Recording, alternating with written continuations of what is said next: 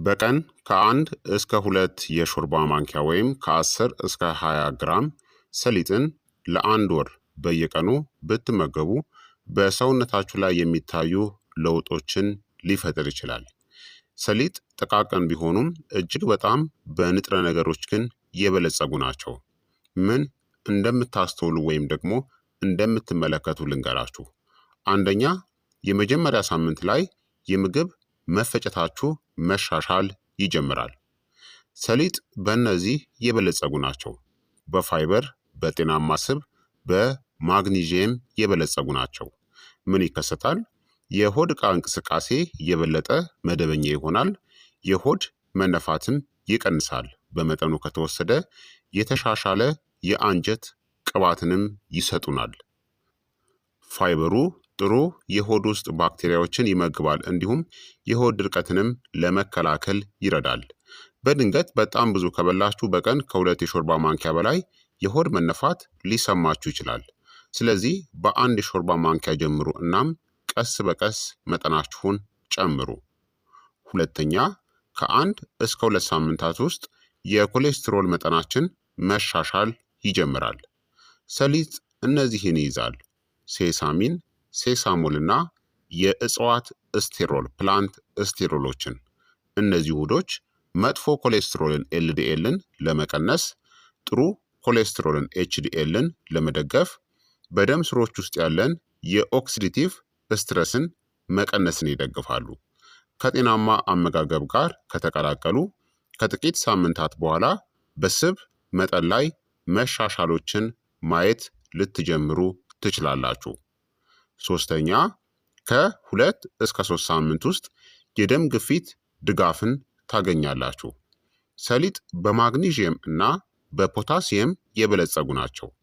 ማግኒዥየም የደም ስሮችን ለማዝናናት፣ የደም ዝውውርን ለማሻሻል፣ መጠነኛ ከፍተኛ የደም ግፊትን ለመቀነስም ይረዳል። መጠነኛ የደም ግፊት ያለባቸው ሰዎች አነስተኛ የሆነ ራስ ምታት፣ የተሻለ የደም ዝውውርና የበለጠ የተረጋጋ የግፊት መለኪያ ውጤቶችን ያስተውላሉ። የደም ግፊት መድኃኒት የምትወስዱ ከሆነ ታዲያ መድኃኒታችሁን በፍጹም እንዳታቋርጡ። ሰሊጥ ይደግፋል እንጂ ሕክምናን ግን አይተካም። አራተኛ፣ ከ2 እስከ 4 ሳምንታት ውስጥ ጠንካራ አጥንቶች ይኖሯችኋል። ሰሊጥ በእነዚህ የበለጸጉ ናቸው: በካልሲየም፣ በፎስፈረስ፣ በዚንክና በመዳብ። እነዚህ ማዕድናት አጥንትን ለማጠንከር፣ የመገጣጠሚያ ጤናንም ለመደገፍና በጊዜ ሂደት የአጥንት ጥግግትን ዴንሲቲን ለማሻሻልም ይረዳሉ። በሰሊጥ ውስጥ ያለው ካልሲየም በተሻለ ሁኔታ የሚመጠጠው ፍሬዎቹ ከተፈጩ ወይም በደንብ ከታኘኩ ነው። ለተሻለ የማዕድን መምጠጥ የተፈጨ ሰሊጥን እንደ ታሂኒ ተጠቀሙ። አምስተኛ፣ የአንጎልና የነርቭ ድጋፍን ትመለከታላችሁ። ሰሊጥ ቫይታሚን ቢ1 ወይም ታያሚንን፣ ጤናማ ስብና አንቲኦክሲዳንቶችን ይይዛል። ጥቅሞቹም የተሻለ የሆነ የነርቭ ተግባር፣ የበለጠ የተረጋጋ ኃይል፣ የአእምሮ ድካም መቀነስንም ይደግፋል። ጤናማ ስቦቹ የአንጎል ሴሎችን ከኦክሲዲቲቭ ስትረስም ለመጠበቅ ይረዳሉ። ስድስተኛ፣ የተሻሻለ ኃይል እና የድካም መጠናችሁም ይቀንሳል።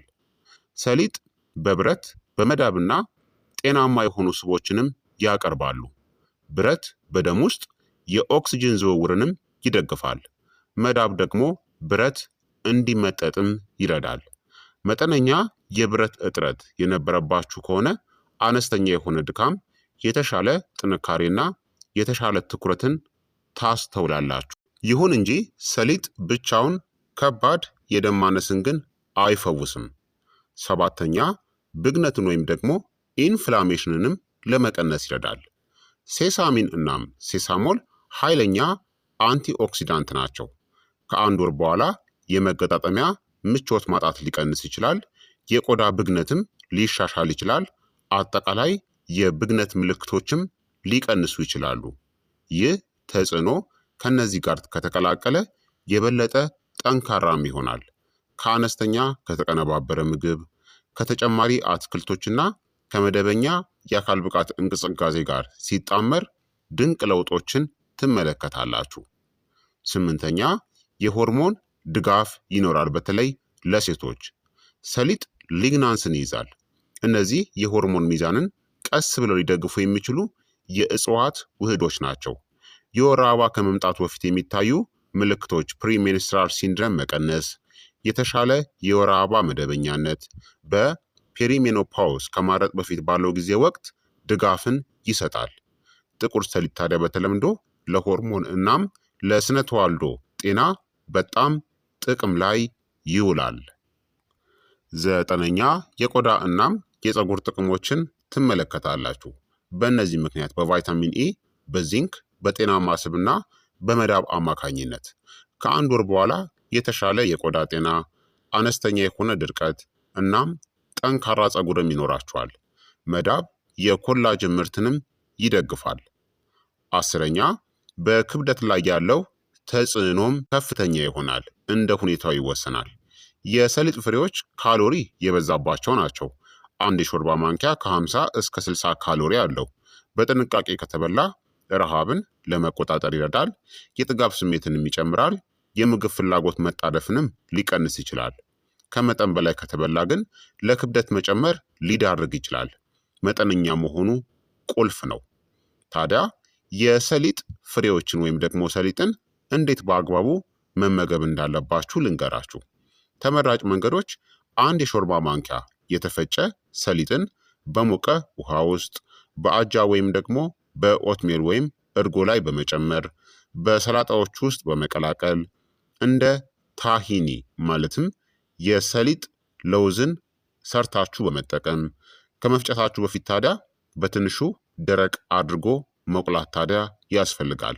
ስለዚህ በዚህ መልኩ መጠቀም ትችላላችሁ። ሊወገዱ የሚገባቸው ደግሞ ሳይታኘክ በብዛት ጥሬውን መብላት የለባችሁም።